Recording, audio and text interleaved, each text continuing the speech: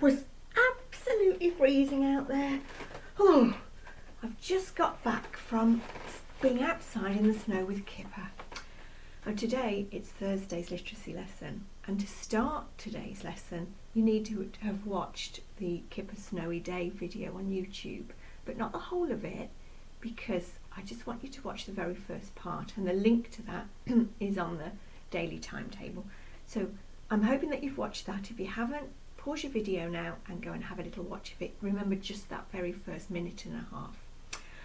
Because today, I don't know if you noticed, but there wasn't any talking on that video. Well, there was. Kipper said something, he went, yes, yes, yes. And we could hear the sound of the bird tweeting, but there was no story. Now, normally when we have a story, somebody tells it to us, don't they? Well, today, you're going to be storytellers. You're going to be the narrators. And I'm going to help you today to be really good storytellers. So let's have a little think, first of all, about what happened in the story. Well, we know it starts off with a little robin. And the little robin was on a post. And he was singing. And he had a little flutter around. And he had a look at the snow. And then, where did he go? He went to land on Kipper's window ledge, didn't he? And he had a little sing on the window ledge. Beautiful singing, I thought. The window ledge that I remember in the film was frozen and cold and icy. So that's what happened. But Kipper, he was lying in his basket, his warm basket, wasn't he? And it was the sound of the birds singing that woke him up. So he got out of his warm bed to see what was going on outside of his window. And guess what? Now we know why he was saying yes, yes, because what was happening outside? It was snowing.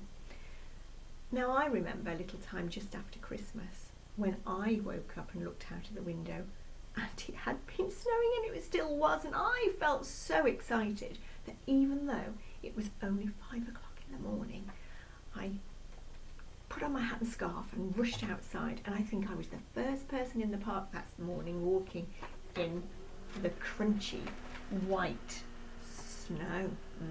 And that is what Kipper did. He put his hat, well, I don't think he put his hat on actually, because I think he's got nice warm ears, hasn't he? But he put his warm scarf on and rushed outside to see what was going on outdoors. And when he got outside, can't see very well in that picture, I'll hold it a little bit closer, but the whole world was completely white, absolutely covered in a blanket of white snow.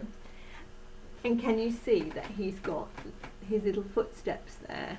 That's where he went through the crunchy snow, making big dog paw prints in the snow. I expect the snow was sparkling and very cold, which is why he had his warm hat on. Scarf, sorry, not his hat. I had my hat on this morning, and that kept me really, really warm. So, we're going to tell the story again. So what I'd like you to do in a moment is to go back and watch the video. But while you're watching the video, I want you to say the story along with the video as if you were the storyteller. So, for example, you might start your video and then you might do the speaking and say, once there was a little robin sitting on a post, singing. It was snowing. Suddenly, he flew to Kipper's window. Kipper was fast asleep in his nice warm bed. The sound of the singing woke Kipper up, and he rushed to the window to look outside.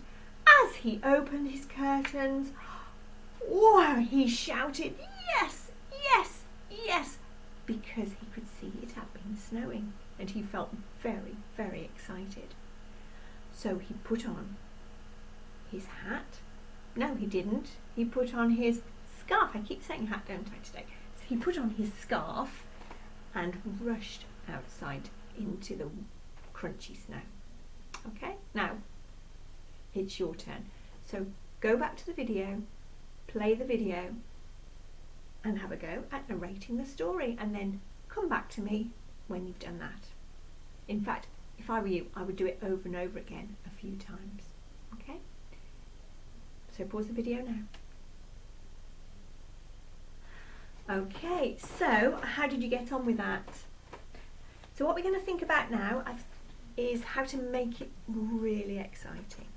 Now I know that there were some sentences, the main things that happened in that story, the important things that we had to talk about was that it was snowing. Okay, so it was snowing, wasn't it? And that is why the robin was on his post. He was singing, and he was singing in the snow, because the whole story is about being a snowy day, so that's really important. So let's put a robin was on a post up onto our board again. Okay, so if you're going to write the story, you might write a robin was on a post. If you wanted to make it more exciting, you might want to start off your story with a beginning, an opener. And I know that Miss Gardner was doing some openers with you last week, and I've got what I think is my really exciting opener here. It starts off, let's put it on the board so you can see it. This is my opener to my story, and it says, "It was a winter morning and snow was falling. A robin was on a post."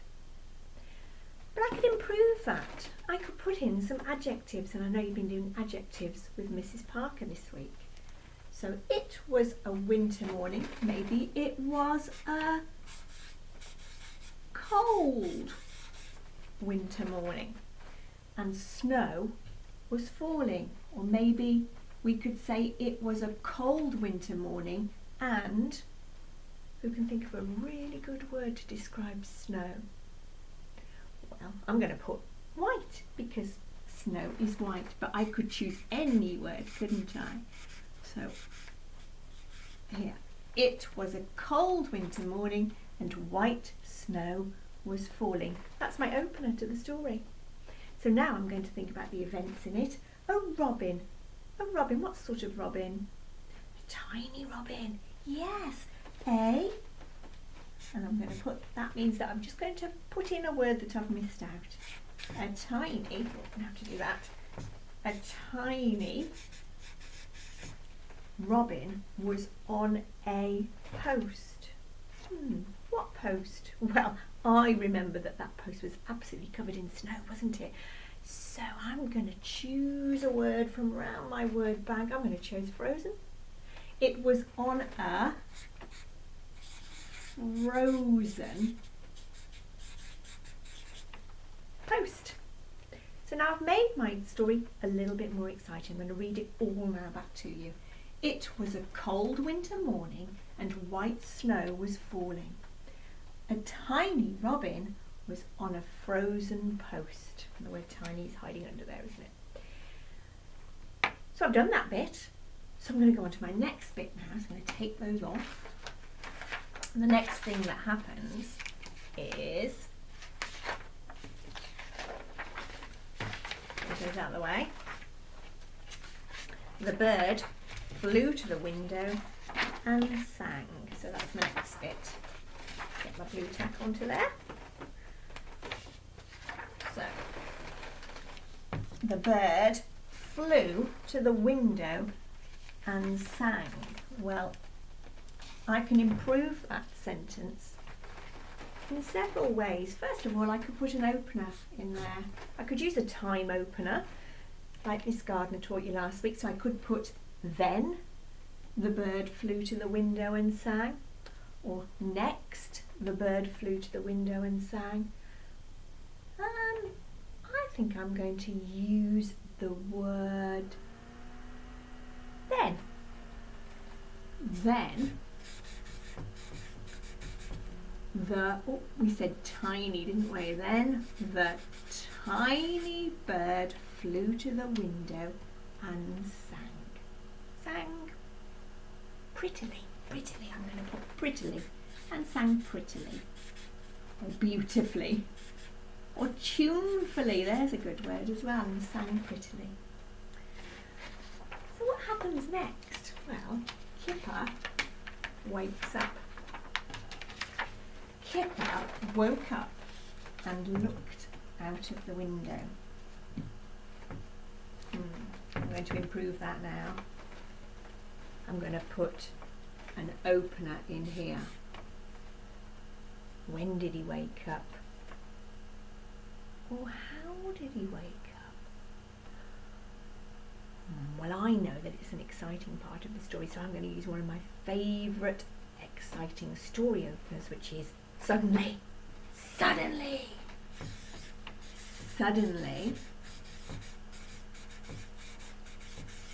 Kipper woke up and looked out of the window. And what did he see? Let's see.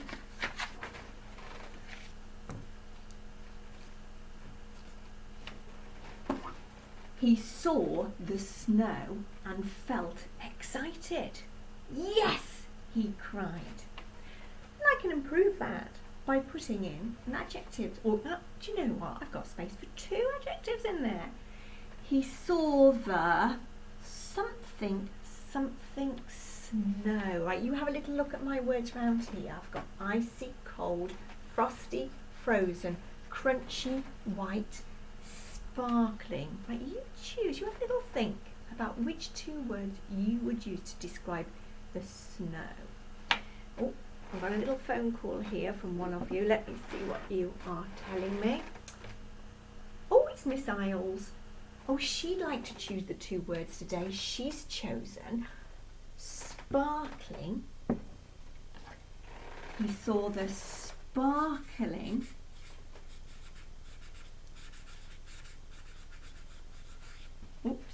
comma, sparkling, cold snow, and felt excited. Yes, he cried. So already we've just made it a little bit more exciting, haven't we? That last one, I think.